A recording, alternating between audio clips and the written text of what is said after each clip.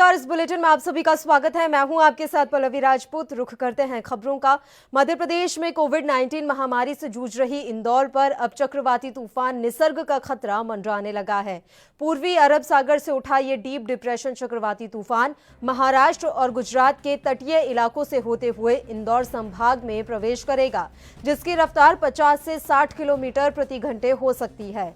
तूफान के मद्देनजर मध्य प्रदेश में अलर्ट जारी कर दिया गया है। खुद मुख्यमंत्री शिवराज सिंह चौहान ने भी ट्वीट कर लोगों से सुरक्षित रहने की अपील की है। सीएम शिवराज सिंह चौहान ने कहा कि निसर्ग का खतरा मध्य प्रदेश पर मंडरा रहा है, ऐसे में आप सब जागरूक और सतर्क रहें, अपना और अपनों का हर संभव ध्यान रखें, सभी सुरक्षित रहें, यही ईश्वर से प्रार्थना है। तो मध्य प्रदेश में कोविड-19 महामारी से जूझ रहा इंदौर पर अब चक्रवाती तूफान निसर्ग का भी खतरा मंडराने लगा है। पूर्वी अरब सागर से उठा ये डीप डिप्रेशन चक्रवाती तूफान महाराष्ट्र और गुजरात के तटीय इलाकों से होते हुए इंदौर संभाग में प्रवेश करेगा, जिसकी रफ्तार 50 से 60 किलोमीटर प्रति घंटे की हो सकती है।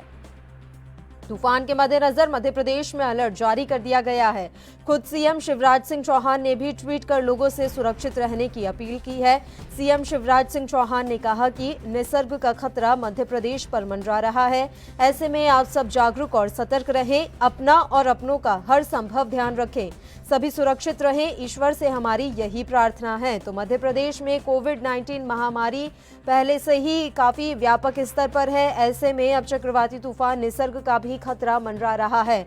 बात इंदौर की करें तो इंदौर इस समय दो खतरों से घिरा हुआ है। एक तरफ जहां कोविड-19 की महामारी है, तो वहीं दूसरी तरफ चक्रवाती तूफान निसर्ग का भी खतरा मंडराने लगा है। पूर्वी अरब सागर से उठा ये डीप डिप्रेशन चक्रवाती तूफान महाराष्ट्र और गुजरात के तटीय इलाकों से होते हुए इंदौर संभाग में प्रवेश करेगा, जिसकी रफ्तार 50 से 60 किलोमीटर प्रति घंटे की हो सकती है। तूफान के मद्देनजर मध्य प्रदेश में पहले ही अलर्ट जारी कर दिया गया है। खुद सीएम शिवराज सिंह चौहान ने भी ट्वीट कर लोगों से सुरक्षित रहने की अपील की है।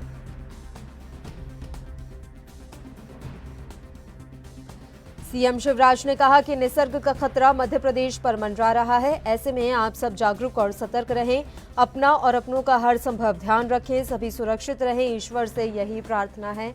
हालांकि सीएम ने पहले से ही तैयारियां की हुई हैं, लगातार प्रदेश में अलर्ट जारी किया गया है। इसके अलावा एनडीआरएफ की टीमों को भी अलर्ट पर रहने के लिए कहा गया है।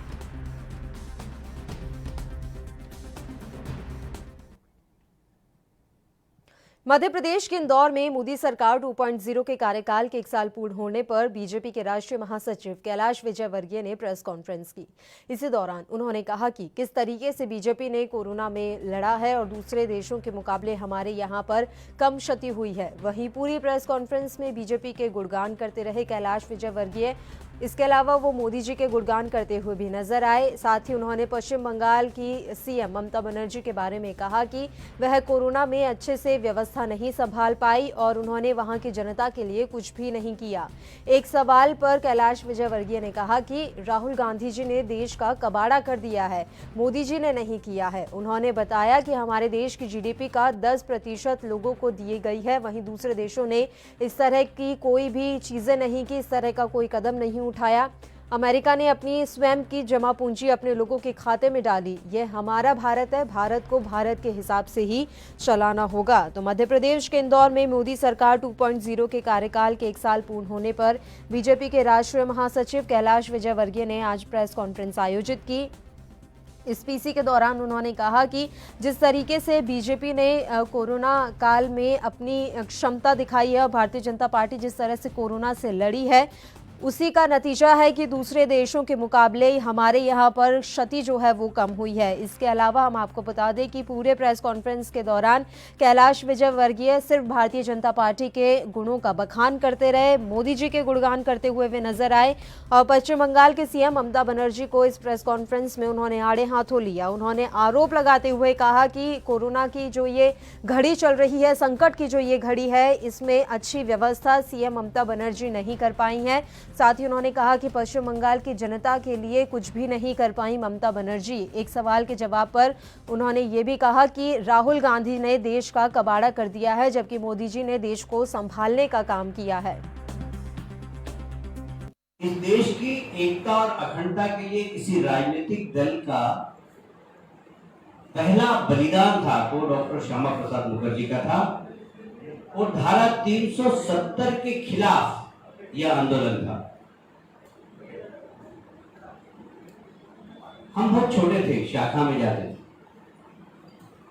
और शाखा में नारा लगता था, एक देश में दो विधान, दो निशान, दो प्रधान, नहीं चलेंगे, नहीं चलेंगे,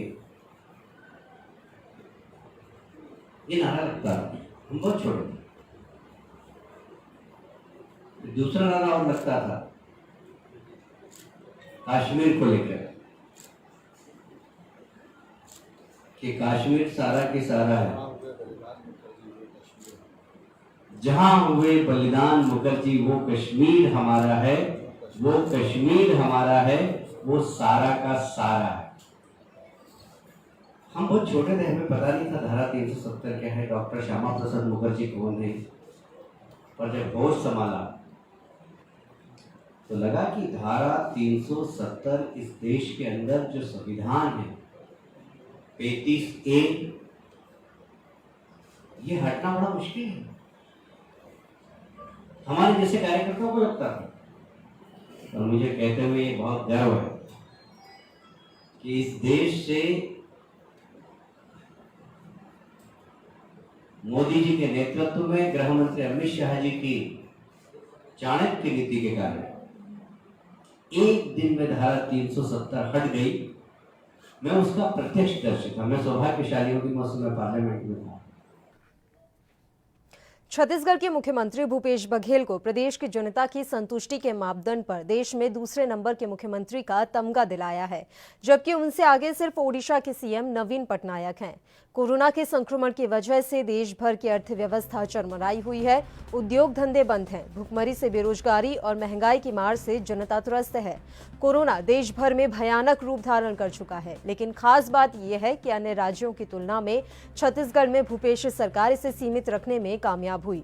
जनता का भूपेश सरकार पर विश्वास है। कोरोना संक्रमण के मरीजों की संख्या भी राज्य में काफी कम है, तो छत्तीसगढ़ के मुख्यमंत्री भूपेश बघेल जनता के बीच में काफी प्रिय हैं और यही वजह रही कि देश में दूसरे नंबर के मुख्यमंत्री का तमगा छत्तीसगढ़ के सीएम भूपेश बघेल को मिला है, जबकि उनसे आगे सिर्फ ओडिशा के सीएम नवीन पटनायक हैं। कोरोना के संक्रमण की वजह से देश भर की अर्थव्यवस्था चरमराई हुई है।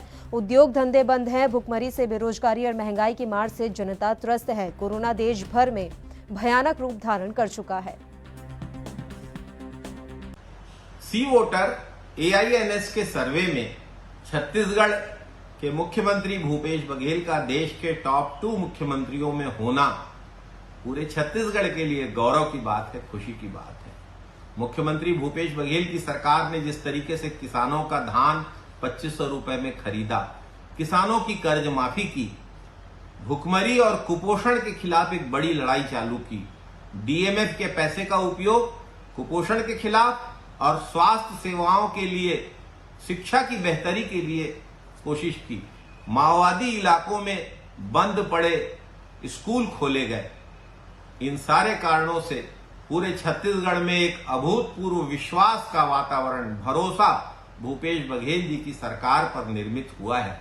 कोरोना आज देश में व्यापक रूप धारण कर चुका है, लेकिन छत्तीसगढ़ में हम इसे सीमित रख पाने में सफल हुए हैं। बाहर से लाखों प्रवासी मजदूर आए, उसके बाद कोरोना की संख्या में थोड़ी बढ़ोतरी हुई है, लेकिन उन्हें भी क्वारंटाइन सेंटरों में रखकर संक्रमण पर नियंत्रण के लिए हम सब काम कर रहे हैं। भूपेश बघेल जी की इस सफलता, इस उपलब्धि पर पूरे छत्तीसगढ़ को गौरव है। और इस बुलेटिन में फिलहाल के लिए इतना ही। यहाँ फिलहाल एक छोटे से ब्रेक के लिए रुक रहे हैं, फौरन हाजिर होंगे।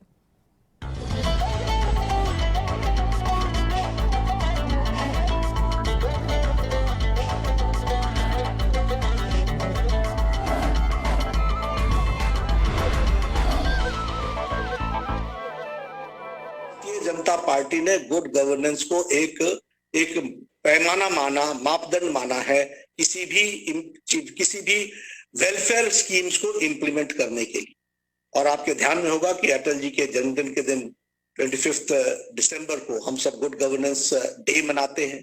गुड गवर्नेंस की जो स्टेट्स के प्रोग्राम्स होते हैं उनकी हम चर्चा करते हैं, उसको हम जोड़ने का प्रयास करते हैं, उसको रेप्लिकेट करने का प्रयास करते हैं, तो ये सब हम लोग करते रहते हैं।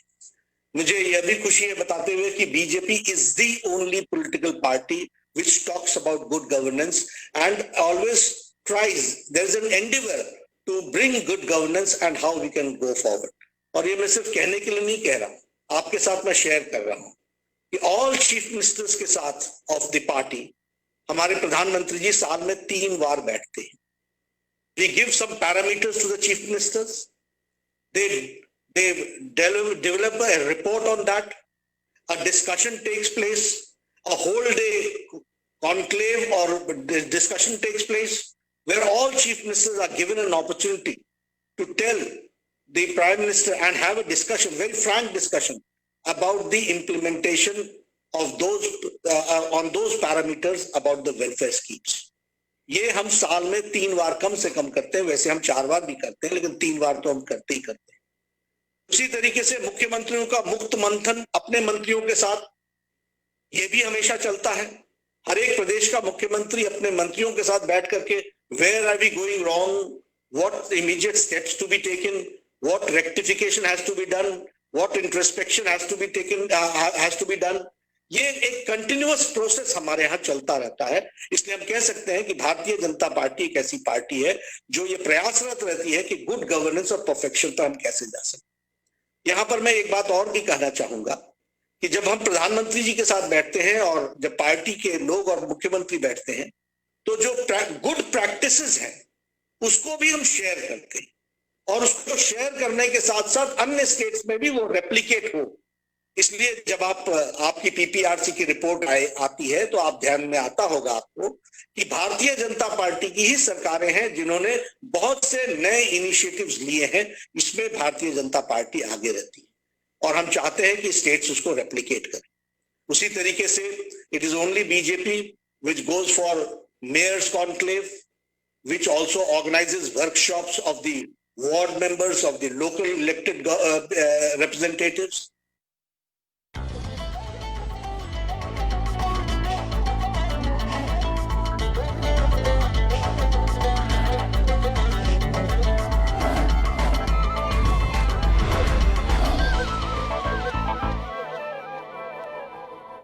ब्रेक के बाद एक बार फिर रुक करते हैं खबरों का। अखिल भारतीय कांग्रेस कमेटी के छत्तीसगढ़ प्रभारी पीएल पूनिया 5 जून को शाम 7 बजे दिल्ली से रायपुर पहुंचेंगे।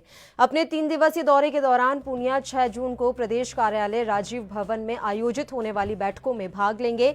7 जून को सुबह 11:30 बजे कांग्रेस के प्रदेश कार्यालय राजीव भवन में समन्वय समिति की बैठक में भाग लेकर शाम को 7:30 बजे रायपुर से दिल्ली के लिए रवाना होंगे। यह जानकारी छत्तीसगढ़ प्रदेश कांग्रेस कमेटी के संचार विभाग अध्यक्ष शैलेश नितिन त्रिवेदी ने दी है। तो अखिल भारतीय कांग्रेस कमेटी के छत्तीसगढ़ प्रभारी पीएल पूनिया 5 जून को शाम 7 बजे दिल्ली से रायपुर पहुंचेंगे। अपने 3 दिवसीय दौरे के दौरान पूनिया 6 जून को प्रदेश कार्यालय राजीव भवन में आयोजित होने वाली बैठकों में भाग लेंगे। 7 जून की सुबह 11:30 बजे वे कांग्रेस के प्रदेश कार्यालय राजीव भवन में समन्वय समिति की बैठक में भाग लेंगे और शाम को 7:30 बजे रायपुर से दिल्ली के लिए रवाना हो जाएंगे। ये संपूर्ण जानकारी छत्तीसगढ़ प्रदेश कांग्रेस कमेटी के संचार विभाग के अध्यक्ष शैलेश नितिन त्रिवेदी ने दी है।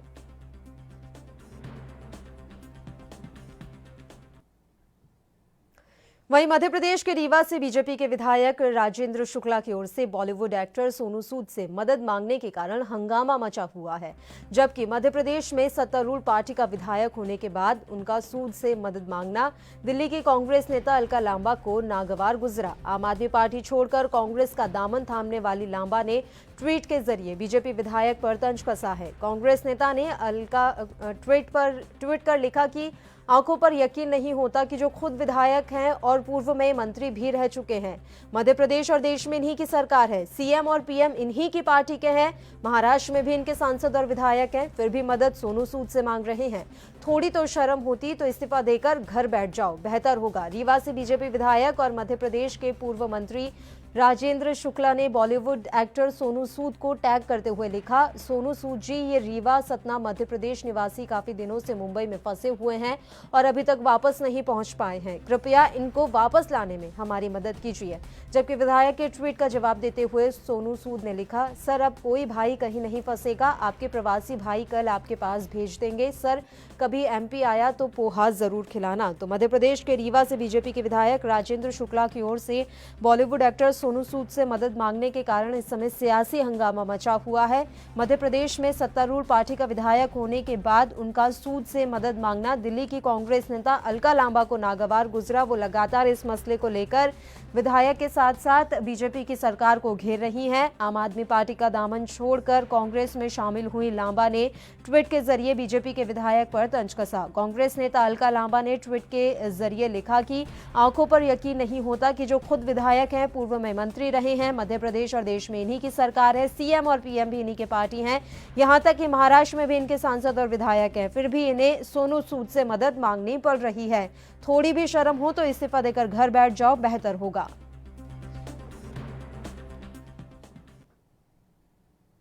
कांग्रेस सांसद नकुल नाथ ने मुख्यमंत्री शिवराज सिंह चौहान को पत्र लिखा है। उन्होंने मध्य प्रदेश में छात्रों के लिए जनरल प्रमोशन की मांग की है। उन्होंने कहा कि मैं सरकार से आग्रह करता हूं कि वो जल्द से जल्द छात्रों को कॉलेजेस में जनरल प्रमोशन दे। छिंदवाड़ा से सांसद नकुल नाथ ने मुख्यमंत्री शिवराज सिंह चौहान को पत्र में लिखा, मुख्यमंत्री शिवराज सिंह चौहान जी, कोरोना संक्रमण काल में मध्य प्रदेश के छात्रों द्वारा लगातार जनरल प्रमोशन की मांग की जा रही है। इस कोरोना काल में छात्रों की यह मांग जायज है। अतः मैं भी आपसे इस पत्र के माध्यम से निवेदन करता हूं कि कॉलेजों में जनरल प्रमोशन दिया जाए।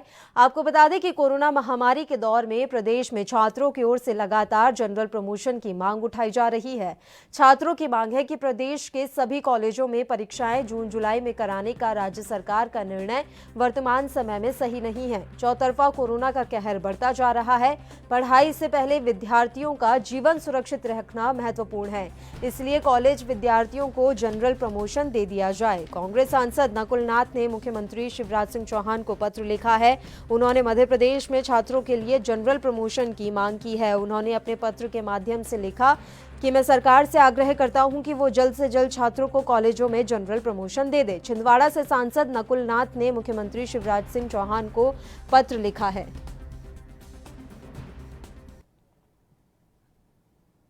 द्रोणिका के असर से रायपुर समेत प्रदेश के कई हिस्सों में मंगलवार को बारिश हुई। सोमवार 1 जून को केरल पहुंचने के बाद मानसून मंगलवार को दूसरे दिन भी दक्षिण भारत के कुछ हिस्सों में ही सक्रिय रहा। अरब सागर में बने ताकतवर तूफान निसर्ग का असर छत्तीसगढ़ में नहीं होगा। इसकी वजह से मानसून को आगे बढ़ने में अनुकूल स्थितियां मिल रही हैं, लेकिन छत्तीसगढ़ में यह अगले 8 दिनों बाद ही दाखिल होगा। फिलहाल बिहार से लेकर छत्तीसगढ़ तक बनी द्रोणिका की वजह से राज्य भर में बारिश हो रही है। मौसम विज्ञानियों का कहना है कि बुधवार को भी राज्य के कई स्थानों पर हल्की से मध्य बारिश या गरज चमक के साथ बौछारें पड़ने की संभावना है। तूफान का असर छत्तीसगढ़ पर तो नहीं पड़ा, लेकिन अरब सागर में उसकी स्थिति दक्षिण पश्चिम मानसून को आगे बढ़ने में मदद जरूर कर रही है।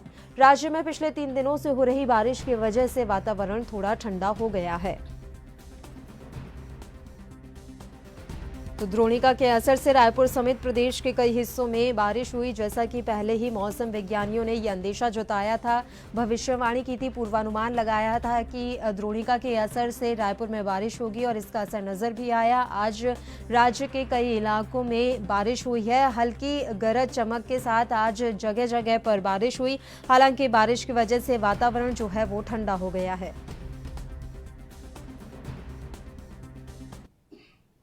मध्य प्रदेश के किसानों के लिए टिड्डी दल मुसीबत बनता जा रहा है। टिड्डी दल धुबोन होते हुए चंदेरी के ग्रामीण क्षेत्रों में पहुंच गया।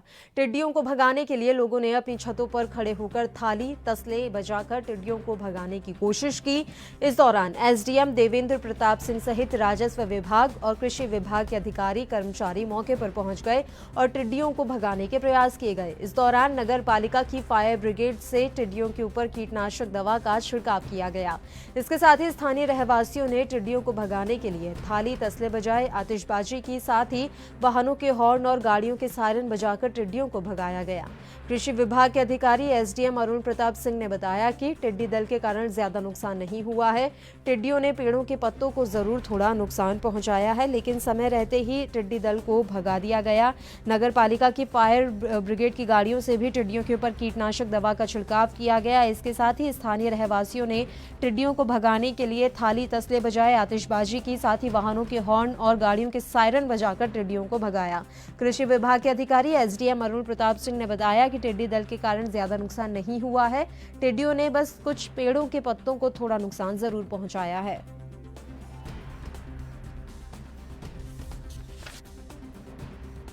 तो डिस्ट्रिक्ट से भी दल आने वाला है और टिड्डियाँ यहाँ भी बैठेंगी, नाइट हेल्थ करेंगी, वहाँ पे दवाई छिड़क देंगी, पूरी व्यवस्था कर ली है, दवाई भी उपलब्ध है और सभी अधिकारी लोग हैं, एग्रीकल्चर के भी सभी हैं और ऐसे में साहब भी हैं, सभी लोग यहाँ पर हैं। और मैंने भी पूरे क्षेत्र में मतलब फायर ब्रिगेड से भी भ्रमण कर लिया, आवाज़ बजा दी है और किसान लोग जो सभी रोड किनारे लगाए हुए हैं उनको भी सूचित कर दिया है। कुछ लोग यहाँ सफलता मिली आपको? हाँ, सराय मौजे में मतलब जितने सब्जी लगाए हैं आप भी जाके देख सकते हैं, सभी ने मतलब थाली बजा के और एक पंप से दवाई छिड़क के भगा दी है। कहीं से अभी कोई हमला करा, नुकसान की खबर है? अभी नुकसान की तो खबर नहीं है मेरे पास। इधर 2-3 पेड़ पे बता रहे खिंजी पे। हाँ, तो वहाँ तक मैं नहीं पहुँच पाया हूँ अभी। मैं यहाँ कोशक महल तक हुआ आया हूँ, वहाँ से मतलब ये, और यहाँ सिंहकोट मोड़ तक हुआ आया हूँ। सब्जी वालों सबको सूचित कर दिया है। तो मध्य प्रदेश के किसानों के लिए टिड्डी दल मुसीबत बन गई। प्रताप सिंह सहित राजस्व विभाग और कृषि विभाग के अधिकारी कर्मचारी मौके पर पहुंच गए और टिड्डियों को भगाने का प्रयास किया। इस दौरान नगर पालिका की फायर ब्रिगेड की गाड़ियों से भी टिड्डियों के ऊपर कीटनाशक दवा का छिड़काव किया गया। इसके साथ ही स्थानीयों ने टिड्डियों को भगाने के लिए थाली तसले बजाए, आतिशबाजी चलाई, साथ ही वाहनों के हॉर्न और गाड़ियों के सायरन बजाकर टिड्डियों को भगाया गया। कृषि विभाग के अधिकारी एसडीएम अरुण प्रताप सिंह ने बताया कि टिड्डी दल के कारण ज्यादा नुकसान नहीं हुआ है। टिड्डियों ने पेड़ों के पत्तों को जरूर थोड़ा नुकसान पहुंचाया है। फिलहाल के लिए चंदेरी का जो ग्रामीण क्षेत्र है वहां से टिड्डियों के दल को भगा दिया गया है। ये दल जो है थुबौन होते हुए चंदेरी के ग्रामीण क्षेत्रों में पहुंचा था। फिलहाल चंदेरी के ग्रामीण क्षेत्रों से इसे भगाया गया है, लेकिन अभी इसका जो टिड्डी दल का जो आतंक है वो खत्म हुआ नहीं है। लगातार मध्य प्रदेश के किसानों के लिए टिड्डी दल जो है मुसीबत बनता जा रहा है। अभी भी कई इलाकों में टिड्डी दल के पहुंचने की पूरी संभावनाएं हैं और इसी के लिए किसानों को अलर्ट पर रखा गया है।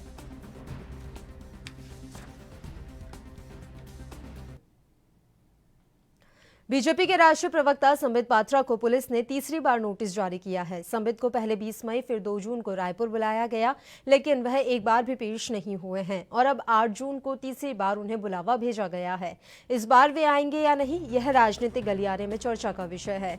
दरअसल सिविल लाइन थाना रायपुर में धारा 153A 298 505(2) का अपराध पंजीबद्ध किया गया है। इस संबंध में संबित पात्रा से पूछताछ की जानी है, इसलिए रायपुर पुलिस ने तीसरी बार नोटिस जारी कर 8 जून सुबह 11 बजे उपस्थित होने के लिए कहा है। गौरतलब है कि संबित पात्रा ने अपने ट्विटर अकाउंट से सन 1984 के सिखों के कत्ल, कांग्रेस पार्टी और उनके वरिष्ठ दिवंगत नेताओं पर टिप्पणी की थी। इसी मामले में सिविल लाइन थाना पुलिस ने उनके खिलाफ एफआईआर दर्ज की है।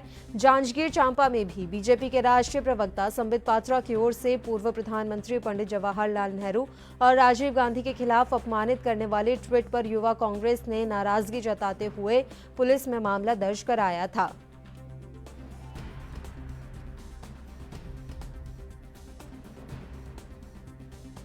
तो बीजेपी के राष्ट्रीय प्रवक्ता संबित पात्रा को पुलिस ने तीसरी बार नोटिस जारी किया है। संबित को पहले 20 मई फिर 2 जून को रायपुर बुलाया गया, लेकिन वह एक बार भी पेश नहीं हुए हैं और अब 8 जून को तीसरी बार उन्हें बुलावा भेजा गया है। इस बार वे आएंगे या नहीं, यह राजनीतिक गलियारे में चर्चा का विषय है। आपको बता दें कि संबित पात्रा ने अपने ट्विटर अकाउंट से सन 1984 के सिख दंगों को लेकर कांग्रेस पार्टी और उनके वरिष्ठ दिवंगत नेताओं पर आपत्तिजनक टिप्पणी की थी। इसी मामले में सिविल लाइन थाना पुलिस ने उनके खिलाफ एफआईआर दर्ज की थी और उन्हें अब ये तीसरी बार पेश होने के लिए नोटिस भेजा गया है। इसी मामले में आपको बता दें कि जांजगीर चांपा में भी इनके खिलाफ एफआईआर दर्ज हो चुकी है।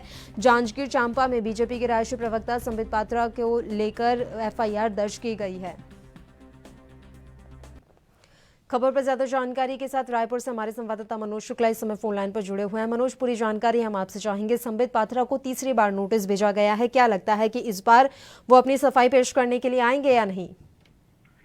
जी, ये तो कहा नहीं जा सकता, लेकिन अब पुलिस का कहना है कि तीसरी बार नोटिस जा रही तो उनको आना ही चाहिए यहाँ पे, और यहाँ के प्रशासन से भी दबाव मिल रहा है उनको आने बुलाने के लिए, पुलिस प्रशासन को। और संभवतः जो हो सकता है कि कोरोना के लॉकडाउन के नाते ना आना हो सके उनका।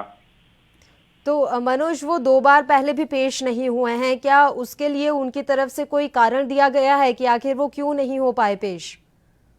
जी पल्लवी, ऐसी कुछ बातें तो नहीं। हाँ, ये लॉकडाउन को लेके ही कुछ बातें पुलिस का कहना है कि इसी वजह से उनको छूट दिया जा रहा है, और हो सकता है कि इस बार भी वो संभवतः ना आए, लेकिन पुलिस प्रशासन की तरफ से यहाँ से काफी दबाव है उनके ऊपर। ठीक है, बहुत बहुत शुक्रिया मनोज तमाम जानकारी के लिए। छत्तीसगढ़ के महासमुंद जिला अंतर्गत सरायपाली कलेंडा क्वारंटाइन सेंटर में सुविधाओं के अभाव में एक महिला की मौत हो गई, जहां मृतक महिला के परिजनों और क्वारंटीन सेंटर के मजदूरों का कहना है कि मृतक महिला 10 दिन पहले 2 बच्चों को जन्म दिया था मृतक महिला ने, जिसके बाद उनकी तबीयत खराब हो गई थी, जिसकी जानकारी स्वास्थ्य विभाग के जिम्मेदार अधिकारियों को दी गई थी, लेकिन किसी भी जिम्मेदार की तरफ से उन्हें किसी तरह की कोई सहायता नहीं मिल पाई, जिसके कारण आखिरकार महिला ने दम तोड़ दिया। तो छत्तीसगढ़ के महासमुंद जिले के सरायपाली कलेंडा क्वारंटीन सेंटर का ये पूरा मामला है, जहां सुविधाओं के अभाव में एक महिला की मौत हो गई। एक तरफ जो है छत्तीसगढ़ सरकार द्वारा दावा किया जा रहा है कि सभी जिलों के तमाम क्वारंटाइन सेंटर में सभी प्रकार की सुविधाओं को जो है दी जा रही है, मजदूरों के लिए चाहे भोजन की व्यवस्था हो, चाहे अन्य जो है सामग्रियों की व्यवस्था हो, लेकिन महासमुंद जिले के सरायपाली कलेंडा क्वारंटाइन सेंटर में जिस प्रकार से एक महिला की मृत्यु हो गई है, वो जो है कई सवाल शासन प्रशासन को छोड़ गई है। महिला के परिजनों का साफ साफ कहना है कि जो है सुविधाओं के अभाव में जो है उस महिला की जो है मौत हो गई है। अब सवाल ये उठता है कि आखिर शासन प्रशासन जो दावे कर रही है, क्या उन दावों के जो है हकीकत जो है इस जो है ग्रामीण क्षेत्रों में देखी जा रही है? ये एक बड़ा सवाल जो है शासन प्रशासन पर उठता हुआ नजर आ रहा है। Bhushan Kumar Sahu, ANB news, Mahasamund, Chhattisgarh. छत्तीसगढ़ के महासमुंद जिले में सरायपाली पुलिस ने भारी मात्रा में गुड़ाखू से भरी एक पिकअप वाहन को जब्त किया है। जब्त गुड़ाखू की कीमत 33,35,000 रुपए बताई जा रही है। दरअसल पुलिस को मुखबिर से सूचना मिली थी कि गुड़ाखू से भरी पिकअप वाहन लावारिस हालत में सरायपाली के राजा पेट्रोल पंप के पास खड़ी है। तभी पुलिस ने जांच करने पर गाड़ी में भारी मात्रा में मीरा नामक गुड़ाखू को जब्त किया है। साथ ही आपको बता दें कि कुछ दिन पूर्व ही सरायपाली के मीरा गुड़ाखू फैक्ट्री को प्रशासन ने सील कर दिया था, और यह जब्त गुड़ाखू भी इसी सील हुई फैक्ट्री का ही निकला, जो कहीं ना कहीं एक बड़े संरक्षण के तहत परिवहन हो रहा था। अब प्रशासन की ओर से सील हुए फैक्ट्री से ये बाहर कैसे निकला, इसकी जांच करते हुए पुलिस आगे की कार्रवाई कर रही है। थाना में डीओ ड्यूटी में तैनात था कि जरिए मुखबिर सूचना मिली कि राजा पेट्रोल पंप के पास एक गाड़ी जो है गुड़ाखू भरे हुआ है, मतलब वही खड़ी है, और इस सूचना पर मैं और हमारा स्टाफ प्रधान आरक्षक ये 236 सतीश पांडे एवं अन्य स्टाफ के साथ वहाँ गए, और वहाँ पर देखे तो गाड़ी खड़ी थी, देखे तो उसमें गुड़ाखू की मतलब कि डिब्बा पैकिंग भरा हुआ था, और वहाँ ड्राइवर फरार था वहाँ से, जो वहाँ से कार्रवाई के तहत मतलब उसको गाड़ी को थाना लाया गया और विधिवत मतलब जो कार्रवाई उसमें की जाए। ये कहाँ से कहाँ जा रही थी, इसकी कोई जानकारी आई? इसकी कोई जानकारी नहीं मिली है। गाड़ी खड़ी थी वहाँ पर लावारिस हालत में, और तस्दीक की जा रही है। उसमें ये पैकिंग था, मतलब गुड़ाखू डिब्बा। कितना नग गुड़ाखू था उसका? उसमें अभी जब्ती कार्रवाई की गई है, उसमें 3,335 किलो गुड़ाखू, कितने और कीमती 33,35,000 रुपये। छत्तीसगढ़ के जांजगीर चांपा में रेलवे में नौकरी लगाने के नाम पर ठगी का मामला सामने आया है। दरअसल मामला हसौद थाना क्षेत्र का है, जहां ठगी करने वाले 4 आरोपियों को गिरफ्तार कर लिया गया है और एक आरोपी मौके से फरार हो गया। वहीं रेलवे में नौकरी लगाने के नाम पर बेरोजगारों से 90 लाख रुपए की ठगी की गई है। वहीं हसौद पुलिस मामला दर्ज कर आगे की कार्रवाई में जुट गई है। और इसी के साथ इस बुलेटिन में फिलहाल के लिए इतना ही। मुझे दीजिए इजाजत। देश प्रदेश की तमाम ताज़ा खबरों के लिए आप बने रहिए हमारे साथ। नमस्कार।